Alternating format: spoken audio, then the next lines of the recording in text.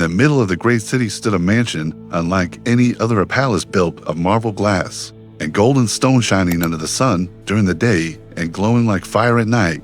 When thousands of lights burned within its walls, this mansion was a symbol of wealth, a monument to power and arrogance. It belonged to a man who believed that money could shape reality itself, a billionaire whose name was whispered in business halls and feared by those who worked for him. He had everything that could be bought, cars lined like soldiers at his gates, paintings worth fortunes hanging on his walls, jewels hidden in locked rooms. But what he lacked was humility. His voice was sharp, his heart was proud, his soul was empty, and when he walked through his mansion, servants rushed to open doors to bow their heads to obey instantly. For they knew his anger was heavy and his temper was cruel, yet hidden within those walls was a woman who lived a life he never noticed. She was his maid, a black woman whose footsteps were quiet, whose voice was almost never heard. She cleaned before the sun rose. She polished when the moon climbed the sky. She worked in silence, and she carried her pain like a stone inside her chest. To him, she was invisible. To the world, she was nothing more than a shadow moving in the background. But inside her heart, there was something alive, a secret that refused to die, a rhythm that pulsed in her blood, a dream of dance that no one ever saw. Asterisk, the days passed in repetition as she remained a silent figure in his mansion, polishing glass, dusting paintings, scrubbing marble floors. Sometimes she caught her reflection in the polished surfaces and whispered to herself, I am more than this. My soul is larger than these walls. My steps are not made only for work, they are made for rhythm, for music, for life. Yet no one heard her. No one asked about her dreams. For the billionaire, she was simply part of the furniture, to be used and dismissed. He often said to his guests, servants are like shadows, you do not notice them unless they fail to do their duty. His guests would laugh, nod, and raise their glasses, and the maid standing nearby would lower her eyes, hiding the fire that burned inside. She had no one to share her truth with, but her soul never gave up, and at night, when she was alone, she sometimes moved her body in secret, slow steps across the empty hall, breathing life into the silence. That was her escape, her survival, her hope. Asterisk, the billionaire himself was a man of excess. He filled his days with deals, his nights with noise. He had friends who surrounded him not out of love, but out of interest. He was arrogant, proud, certain that he was untouchable. He believed the world belonged to him, and those who served him were beneath him. He looked at his maid and saw nothing more than a tool, someone to bring wine, someone to clean the table, someone unworthy of attention. He once said in the presence of his companion, she is a maid, nothing more. She was born to serve, nothing else. That is the way of life. And the maid, though silent, heard every word. She swallowed the insult with quiet dignity, but inside her the fire grew hotter. The day would come when the truth of who she was would break free on night. The mansion awoke in thunder. The sound of engines roared through the gates. As expensive cars lined the driveway, the billionaire had returned with his circle of friends. And tonight, he was determined to make the walls of his mansion shake with laughter. They spilled inside, carrying bottles of wine, their voices already loud, their steps already heavy. The chandeliers glowed like fire above them. The marble floors reflected their images. The music from the speakers filled the entire house with deafening beats. The maid stood in her usual corner, quiet, waiting for orders. She was used to this chaos, used to the way the men stumbled through the halls, demanding food, demanding drink, demanding service. They laughed at everything, they mocked everyone. They believed they were kings of the night. One of the billionaire's friends said loudly, tonight must be wild, my friend. We need something new, something none of us will forget. The billionaire smirked, arrogance shining in his eyes. He looked around the hall, and then his gaze fell on her.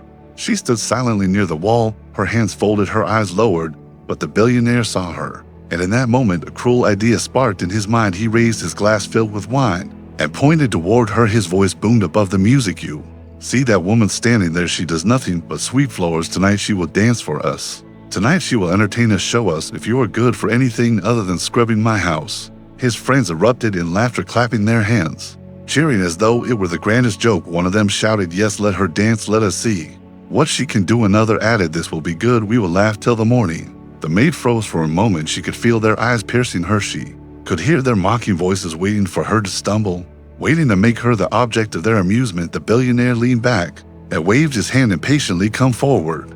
Do not waste our time. Dance for your masters. The laughter grew louder, echoing in the golden hall. She felt her heart pounding, but something within her whispered, now is the time. Tonight you will not bow. Tonight you will show them who you are. Asterisk. The maid stepped forward slowly, her bare feet whispering against the marble floor. The music still thundered from the speakers, wild beats filling the air. But in her mind another rhythm began to rise, a rhythm that came from deep inside her blood. She lifted her head, her eyes meeting the arrogant gaze of her master. And for the first time, she did not look down, she did not hide, she let him see the fire that burned in her gaze. The friends jeered and clapped, impatiently danced, they shouted, "Show us what a servant can do." But instead of rushing, she stood still. For a long moment, and silence fell slowly into the room. One by one, the men realized that something was different about her, something they had never noticed before. The billionaire frowned slightly uncomfortable, for he could not read what was happening. In her stillness then, suddenly she moved, her arms rose like wings, her body swayed like water, catching the rhythm of the music, but shaping it into something new and alive. It was not the awkward movement they expected, it was fluid, graceful, powerful. Her steps echoed against the marble floor like drumbeats, calling from the earth itself. Laughter that had filled the air began to fade. One friend, who had been ready to mock, stopped with his glass frozen in his hand, his eyes widened as he whispered, "She can dance." The others leaned forward, unable to look away. The maid was no longer the invisible figure they ignored daily. She had transformed before them. She was a flame in motion, her body telling stories of struggle, of strength, of survival. Each turn, each step carried centuries of rhythm passed down through blood and memory. Her dark skin glistened under the chandelier light, her eyes shone like stars in the night. The billionaire tried to laugh, but his voice cracked, for even he could not deny the force unfolding before him. He had wanted a joke, but what he created was a moment he could not control. The maid's dance grew stronger, faster, more alive. Her feet moved with thunder. Her arms sliced the air like lightning. Her soul was pouring out for the first time in her life. She was not hiding, she was freed. Men who once mocked her now leaned closer as if drawn by an invisible spell. One of them whispered to another, "I cannot believe this is the same woman. She is not just dancing, she is commanding the night." The other nodded, his eyes locked on her. Every move she made seemed to pull them deeper. Her body spun with fire, her hair whipped like the wind. Her heartbeat echoed through the hall like a drum, and with every step she was no longer their servant, she was their queen. The billionaire clenched his jaw, watching his friends fall silent, watching their admiration grow. He felt something he had never felt before, a strange mix of pride and jealousy. He had tried to humiliate her, yet now she was the star of his party, the center of every gaze.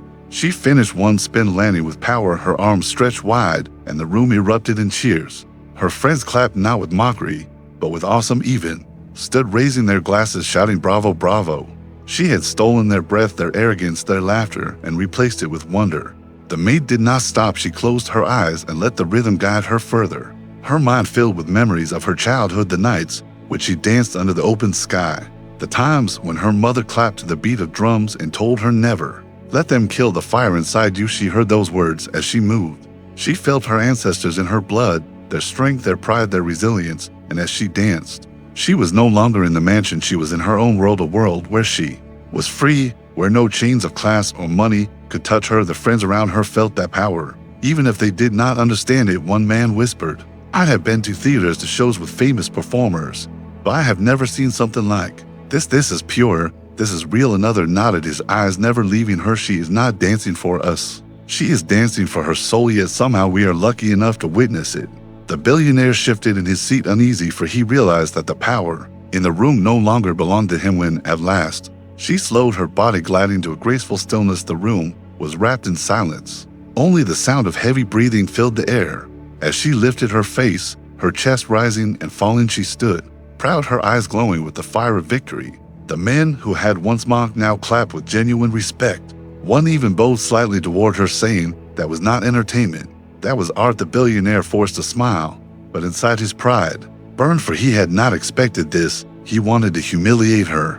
While she had risen higher than all of them, he looked at his friends, their admiration for her written on their faces, and jealousy stabbed his chest. For the first time, he saw her not as a maid, not as a shadow, but as a force he could not control. The maid looked at him directly, and in that silent gaze, he understood she was no longer invisible. She had been seen, truly seen, and there was no turning back. Friends still clapped and cheered as the maid stood tall in the middle of the hall, but the billionaire could no longer enjoy the sound. His eyes darted from one guest to another. He saw how they looked at her with admiration, with fascination, with desire. He saw how their words of praise lifted her higher than he had ever allowed her to be, and for the first time in years, he felt powerless. He had built this mansion to prove his dominance, to show he was king in every corner, yet now in his own home, another presence had claimed the crown. The maid lowered her gaze for a moment, but this time not out of fear. She lowered it as if to breathe in the strength she had just released. Then she looked up once more,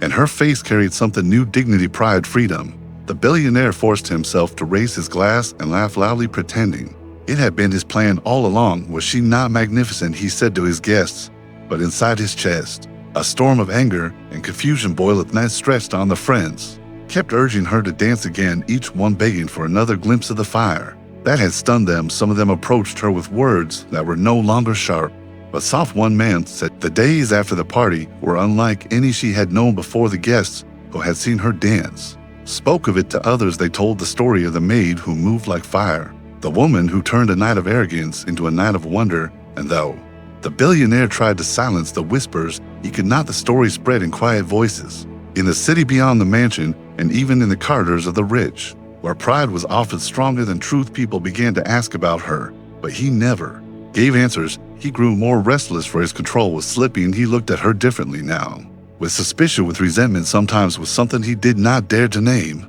For every time he saw her, he remembered how the eyes of his friends had glowed with admiration, and it cut him deeper than he wished to admit. Maid herself felt a change within. She was still polishing the same glass, cleaning the same marble, but her steps were lighter. Her heart carried a secret strength. She knew now that her fire could not be buried. That night had awakened something she could never silence again. When she walked past mirrors, she saw not just a servant, but a woman of strength. When she lay down at night, she heard the rhythm of her dance beating in her chest. She thought of her mother's words. She thought of the ancestors who lived through her, and she promised herself that one day she would be free. One day, the world would see her not as a maid, but as the woman she truly was. Billionaire, however, could not forget.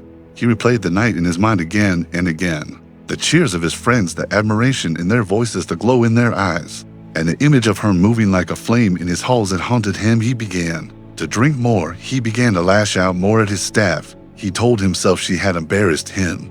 Yet deep inside, he knew the truth. She had not embarrassed him. She had revealed his weakness. She had shown that his wealth, his arrogance, his pride were nothing compared to the raw power of a soul unchained, and that truth made him afraid. On evening, as the sun bled red across the horizon, he called her to the great hall. He sat in his chair silent for a long time, staring at her. Finally he spoke.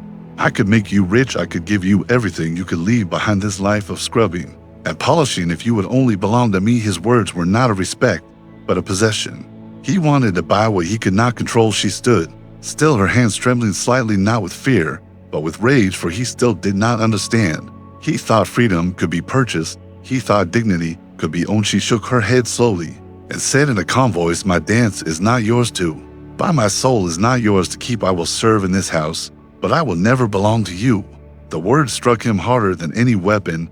He stared at her stunned, for he had never been refused in his life. From that day on, the air in the mansion grew heavier. Every glance between them carried weight. The billionaire grew more bitter, more desperate, yet the maid grew more radiant, more alive. Every evening when the halls were empty, she allowed herself a few moments to dance alone, and in those moments she felt untouchable, as if the walls themselves bent to her rhythm. Sometimes a servant passing by would pause unseen and watch with wide eyes, whispering, she is more than what she seems. And soon, even the other workers began to carry her story in their hearts. She became a symbol, not just of survival, but of hope, a flame that showed them that even in silence, even in service, dignity could not be destroyed. At the billionaire's friends returned again and again, always asking about her, always hoping to see her dance once more. Some even invited her to their gatherings, whispering promises of opportunity. But she refused every offer, for she knew she was not a prize to be passed from one wealthy hand to another. She was waiting for the right moment, for the right path to open, and each refusal only deepened the wound in her master's pride. He wanted her to remain invisible, but she was already unforgettable. He wanted her to stay small, but she had already grown beyond his reach. The tension between them became the heartbeat of the mansion. Everyone could feel it, but no one dared to speak. All night, when the city outside was alive with light, she stood once more in the great hall alone. The moonlight poured through the tall windows, silver across the marble. She closed her eyes and let her body move, not for them, not for her master, not for the guests, but for herself. She danced with freedom, with pride, with joy, and in that moment, she knew the truth. She might still wear the clothes of a maid. She might still walk the halls of a mansion that was not hers, but her soul was already free. No power of wealth, no arrogance of men could chain her fire again. And though the billionaire sat alone in another room, drowning in jealousy and regret, the story of that maid would live forever as the tale of a woman who turned humiliation into triumph, a woman who reminded them all that even in the darkest of places, light cannot be silenced. And so the golden mansion remained standing, its walls polished, its lights burning through the night. But the true light that evening did not come from chandeliers or wealth. It came from the soul of a woman the world had chosen not to see. She was called a maid.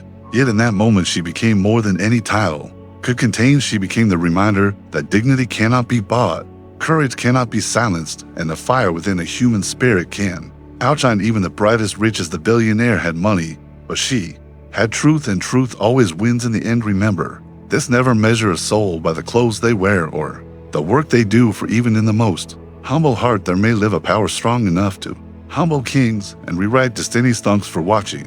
Want more powerful and emotional stories? Just subscribe and drop your own experiences in the comments below.